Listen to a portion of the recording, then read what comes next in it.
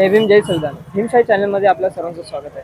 सध्या आपण आहोत उल्हासनगर महानगरपालिकेच्या बाहेर.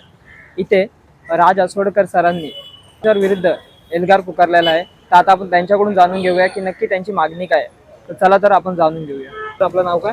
राज अस्वडकर. सर, हा जो तुम्ही एल्गार पुकारला हा तुम्ही का पुकारला आहे? एक शासनाचा आदेश आहे की अँटी करप्शननी ज्या कुठल्या कर्मचारी अधिकाऱ्यांना रेड हँड पकडलेलं असतं तर ती माणसं मग निलंबित झाल्यानंतर काही दिवसानंतर पुन्हा जॉबवर येतात. तर ती पुन्हा जॉबवर आल्यानंतर त्यांना साईड पोस्टिंग द्यावं, त्यांना महत्त्वाच्या पदांचा कार्यभार देऊ नये असे शासन आदेश आहे. वेळोवेळी शासनाने हे निर्देश दिलेले आहेत, पण उल्हासनगर महानगरपालिकेमध्ये त्याचं पालन होत नाही. उल्हासनगर महानगरपालिकेत असे 23 कर्मचारी अधिकारी आहेत ज्यांना अँटी करप्शनने ज्यांना रेड हँड पकडलेलं होतं आणि ते पुन्हा आता महत्त्वाच्या पदांवरती बसलेले आहेत. याच्या संदर्भाने आपण वर्षभरापूर्वी पत्र दिलं होतं, सतत फॉलोअप करतोय.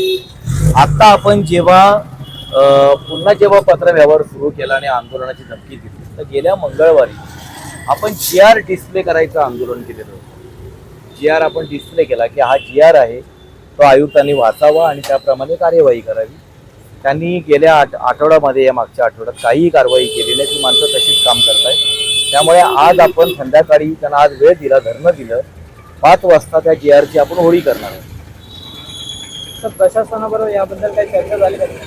चर्चा झालेली आहे. ते ढोबळ उत्तर देत आहेत, वेळ काढूपणा करतायत. खरं म्हणजे त्यांना शासन आदेशाचं पालन करणं हे त्यांचं काम आहे. त्यांना पगार त्यासाठीच मिळतो, परंतु आंदोलन आपल्यासारख्या सामाजिक कार्यकर्त्यांना करावं लागतं. याची एका IAS असलेल्या अधिकारी महिलेने कुठेतरी थोडीफार शरम बाळगली पाहिजे. सर, भीमशाहीच्या माध्यमातून तुम्ही प्रशासनाला काय उपदेश करा? या प्रशासनाला हाच मुद्दा आहे की लोकांमध्ये चांगला मेसेज गेला पाहिजे. भ्रष्ट अधिकाऱ्यांना जेव्हा काही लोकांना पकडलं जातं तर काही अधिकारी असे असतात की जे पकडले गेलेले नाही आहेत, भ्रष्ट आहेत. पण तर जेव्हा एखादा अधिकारी पकडला जातो तर बाकीच्यांना एक दहशत असते, धाक असतो की बाबा हा पकडला गेला, उद्या माझा सुद्धा नंबर लागू शकतो. परंतु पकडले गेलेले अधिकारी जर महत्त्वाच्या पदांवर येत असतील आणि पुन्हा दिमाखामध्ये मिरवत असतील तर इतर जे भ्रष्ट अधिकारी आहेत त्यांचं मनोबल वाढवणारा हा सगळा भाग आहे.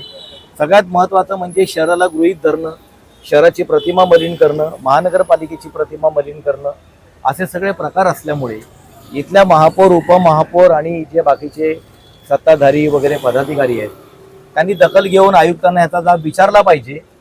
पण लोकप्रतिनिधी गप्प बसल्यामुळे आपल्यासारख्या सामाजिक कार्यकर्त्यांवरती ही जाब विचारायची जबाबदारी आहे ती येऊन ठेपलेली आहे.